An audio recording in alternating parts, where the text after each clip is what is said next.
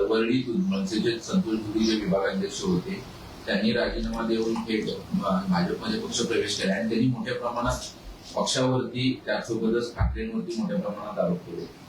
नाही, कालपर्यंत जे कौतुक आणि स्तुती करत होते आणि विशेषतः हे दोन्ही कुटुंबांनी आणि विशेषतः पक्षाने एकत्रित यायला पाहिजे ही जी भावना व्यक्त करत असताना निवळ फक्त एक निवडणुकीची सीट मिळाली नाही म्हणून आता ते अशा टीका करतायत, आरोप करतायत. अर्थात ज्या पक्षामध्ये आलेत त्या पक्षांमधूनच त्यांना स्क्रिप्ट दिल्यामुळे त्यांना ते सर्व गोष्टी बोलावे लागत आहेत.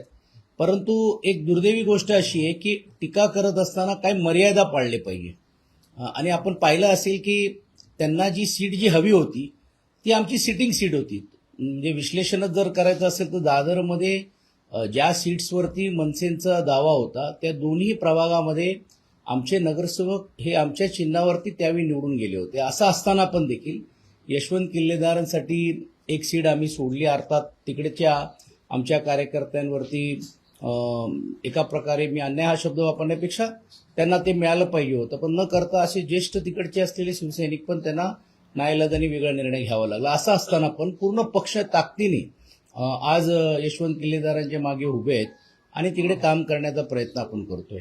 तर मला वाटतं एक सीट नाही मिळाली आणि ती प्रभाग कुठचा जिकडे त्यांचा दूरहून संबंध नाही आहे. म्हणजे ते त्या भागाचे माजी प्रभाग नगरसेवक होते, परंतु ज्या प्रभागामधून ते अपेक्षित होते ती आणि काम त्यांनी चालू केलं तर ते त्याचं आरक्षण झालं.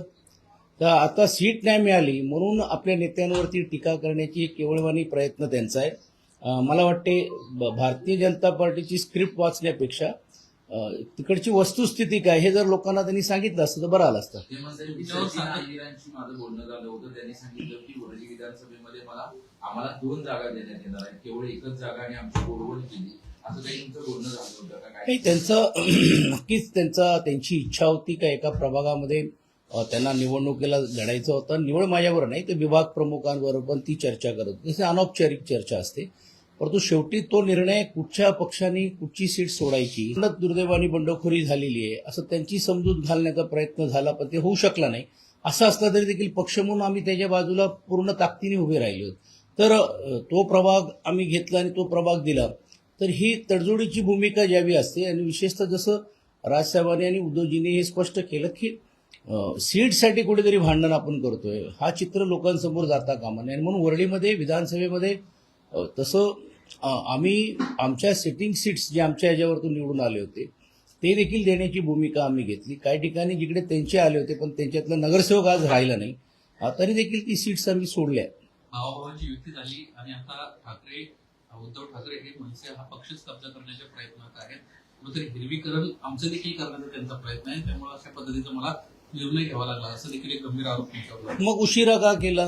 ज्यावेळी हे 4-5 महिने अगोदर ज्यावेळी होत होते त्यावेळी या सर्व प्रक्रियेमध्ये ते होते. सर्व प्रक्रियेमध्ये त्यांनी पुढाकार घेण्याचं काम खालच्या स्तरावरती किंवा त्यांना दिलेल्या ज्या जबाबदारी आहे ते करण्याचं काम केलं. मग अचानकच त्यांना हे आता 5-6 महिन्यानंतर हा कुठचा साक्षात्कार झालं आणि कुठचा ब्लड टेस्ट त्यांनी केला तर हे बघावं लागेल. कुठच्या लॅबमध्ये गेले होते ते. त्यांचं असं म्हणणं आहे की शेवटच्या वेळेला आम्हाला दिलंच नाही, मी आणि संदीप देशपांडेंना कायम चर्चेसाठी दूर ठेवलं.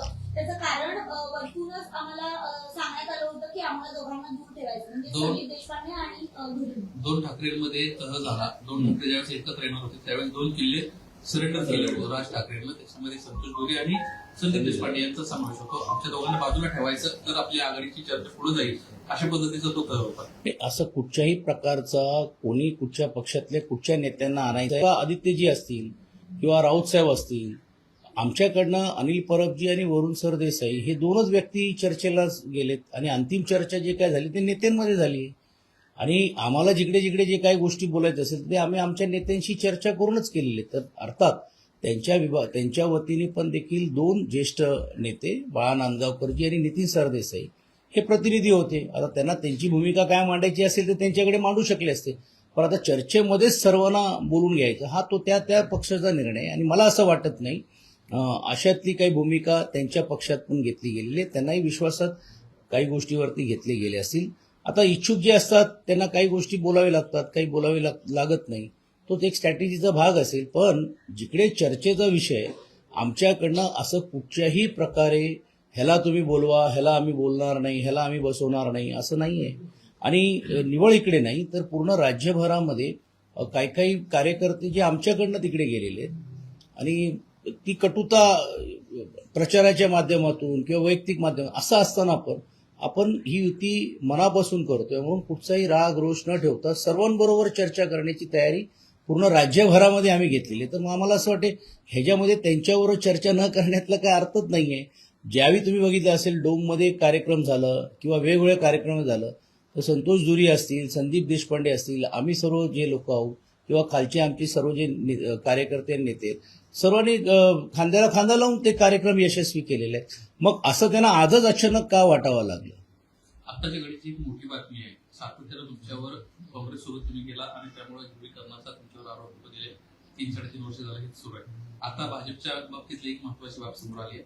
अंबरनाथमध्ये भाजपनं काँग्रेस सोबत तर अकोटमध्ये थेट भाजपनं एमआयएम सोबतच युती केली. काय झालंय की भारतीय जनता पार्टीची दुपट्टी भूमिका ही यावरून स्पष्ट होते. सत्ता काबीज करण्यासाठी पाहिजे त्या गोष्टी करायला त्यांची मनस्थिती आणि मानसिकता आहे.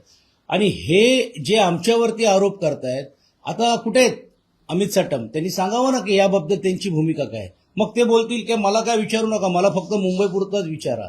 म्हणजे ज्या प्रकारे त्यांच्याच मित्रपक्षांची अत्यावस्था पुणेमध्ये, पिंपरी चिंचवडमध्ये, आता थोडे तुम्हाला आता जसं तुम्ही त्याचा उल्लेख केला कल्याण असेल, डोंबिवली असेल, या परिसरामध्ये करण्याचं काम करतायत. म्हणजे ज्या ज्या भागांमध्ये सत्ता आम्हाला ताब्यात घ्यायचं असेल तर पाहिजे ती तडजोड करण्याची मनस्थिती आणि मानसिकता भारतीय जनता पार्टीची दिसते. हे याच्यातून स्पष्ट होते. पण अकोटमध्ये MIM-शी चर्चा केली आहे. तेच म्हणतोय ना की एमआयएम बरोबर म्हणजे कालपर्यंत जे धर्मांतरीकरण हिंदुत्वाची गोष्ट करत होते, कुठे गेलं आता त्यांचं हिंदुत्व? सांगावं त्यांनी लोकांसमोर येऊन घेऊन. म्हणजे मुंबईमध्ये एक वेगळी भूमिका घ्यायची, बाकीच्या परिसरामध्ये वेगळी भूमिका घ्यायची आणि एमआयएम सारखा जातीवादी पक्ष आहेत हे सातत्याने सांगण्याचं काम जे लोक करतायत. आता हे स्पष्ट झालेले आहेत की हे यांचे खरे साथीदार कोण आहेत. आणि ज्या ज्या भागांमध्ये तुम्ही बघितलं असेल की एमआयएमचे कॅन्डिडेट असतील किंवा काही परिसरामध्ये काही मुस्लिम्स कॅन्डिडेट्समध्ये पण जे अपक्ष आहेत ह्यांच्या मागे फूस लावण्याचं काम कोणी केलेलं आहे. यातून हे स्पष्ट झालेले आहेत की आता ही कोणाची ए आणि बी टीम आहे. भाऊ, ठाकरेंवरती सातत्यानं संतोष दुरी आरोप करत होते. त्यांचं म्हणणं असं पण होतं की दादरचे जे आमदार आहेत महेश सावंत यांनी तिकीट विकत असल्याचा आरोप त्यांनी केला आहे. काय आहे बघा, आता जे लोक गेलेत ना त्यांना आता काहीतरी महत्व मिळवण्यासाठी, सनसनाटी करण्यासाठी या सर्व गोष्टी कराव्या लागतात. कालपर्यंत जे तुम्हीच बोलल्याप्रमाणे आमच्याबरोबर चर्चा करत होते, मग का नाही तो त्यांनी आरोप त्यावेळी केलं? का नाही ते पक्ष नेतृत्वाशी बोलले? का नाही आम्हाला त्यांनी सांगण्याचं काम केलं? तर या सर्व गोष्टी मला असं वाटतं त्याला फार महत्व देण्याची गरज नाही. आता त्यांनी जो घेतलेला निर्णय कळेल त्यांना त्यांच्या विभागामध्ये काय परिस्थिती आहे. कारण त्यांच्याबरोबर असलेले कार्यकर्ते, मनसे कार्यकर्ते हे आजही पूर्ण ताकदीने त्यांच्या पक्षाबरोबर आहे आणि आपल्या युतीबरोबर आहे आमच्या.